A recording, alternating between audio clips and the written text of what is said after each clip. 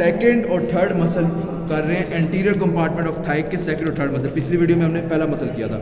इसमें जो दूसरा मसल है उसको हम इलियाकस कहते हैं और जो तीसरा मसल है उसको पासोस कहते हैं। अब इनको मिला के हम इलियासोस कहते हैं। इसकी रीज़न क्यों मिला के कहते हैं, क्योंकि दोनों जो होते हैं इनकी इंसर्शन यानी जो ये मसल ख़त्म होते हैं वो ये है, ये फीमर है, फीमर के पीछे ये लेसर ट्रोकेंटर है, ये फीमर है और फीमर के पीछे लेसर ट्रोकेंटर है, यहाँ ये ख़त्म होता है, ठीक है। इसलिए हम इसको इधर कहते हैं इलियासोस, इसको इसलिए मिला क्योंकि ख़त्म यहाँ होता है। अलबत्ता ओरिजिनेशन की बात करें कहाँ से निकलते हैं तो इलियाकस जो है वो इलियक फोसा से निकलता है। अब इलियक फोसा के वर्ड को अगर हम ब्रेक करें, iliac fossa, what is iliac? Ilium is ilium bone, ilium के अंदर जो डिप्रेशन है फोसा, इसलिए इसको हम इलियक फोसा कहते हैं। यहाँ से इलियाकस निकलता है और यहाँ ख़त्म होता है, ठीक है। ये हो गया ओरिजिन और इंसर्शन ये। अब जो दूसरा मसल है पासोस, उसका भी ख़त्म यहाँ होता है, लेकिन निकलता कहाँ से? निकलता वो दो जगह से, लंबर वर्टिब्रा और थोरेसिक वर्टिब्रा।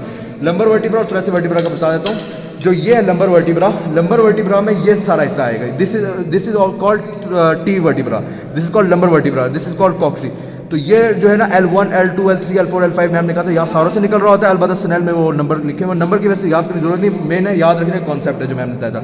यहाँ नंबर से निकल रहा होता है और ये सारे 12 के 12 थोरासिस है T12 यहाँ से, और L1, 2, L3, L4, L5 यहाँ से ये सारा पासोस मसल निकलता है। इसलिए सबसे बड़ा मसल भी है एक तरह से, वो लॉन्गेस्ट है, सार्टोरस जो है वो लॉन्गेस्ट है, बड़ा ये है। यहाँ से सारा निकलता है और यहाँ ख़त्म होता है। अब देखा इंसर्शन दोनों की सेम है लेकिन ओरिजिन दोनों का डिफरेंट है, ठीक है। और इनको जो नर्व सप्लाई होती है सिर्फ फेमोरल नर्व सप्लाई होती है। पॉइंट याद रखने का ये है कि सारों की नर्व सप्लाई फेमोरल होती है, अलबत्ता एक ही डिफरेंट होती है, वो हम आगे बताएंगे। एक एक्सेप्शन आती है। और जहाँ तक एक्शन की बात आती है, एक्शन में यहाँ लिखा हुआ था कि ये जो मदद करते हैं, देखें ना, ये एक यहाँ अटैच है, एक यहाँ अटैच है और एक यहाँ नीचे अटैच है। तो ये कौन सा है इसमें, ये कहाँ आएगा मसल? ये हिप आ गई, फीमर आ गई, बैक आ गई। तो जब हम उठते हैं, when getting up and when getting down, ये दोनों मसल इसमें हमारी हेल्प करते हैं। और जब हम उठ रहे होते हैं, जब हम उठते हैं तो हमारे जो थाई होते हैं ना वो फिक्स्ड हो जाते हैं, क्योंकि हम अपनी कमर को पहले उठा रहे होते हैं ना। और जो टॉर्सो होता है, मतलब कि थाई फिक्स होते हैं और टॉर्सो फ्लेक्स हो जाता है। टॉर्सो वाला होता है ये torso, this is called torso. पीछे वाला ऐसा is dorso, T for torso. तो ये टॉर्सो जो होता है ये फ्लेक्स होता है और थाई फिक्स होता है जब हम खड़े हो रहे होते हैं। ये इसका हो गया पहला एक्शन।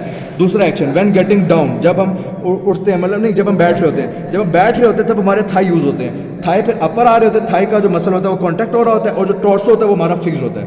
ये इसके दो एक्शन हो गए, यहाँ ये कवर हो गए इसके दो एक्शन। अब आगे हम बात करते हैं कि इसके बाद जो है पासोस के बारे में बात ये करते हैं कि जो है ना ये L5 में कहाँ से निकलता है, इसके बारे में मैम ने डिटेल से बताया था।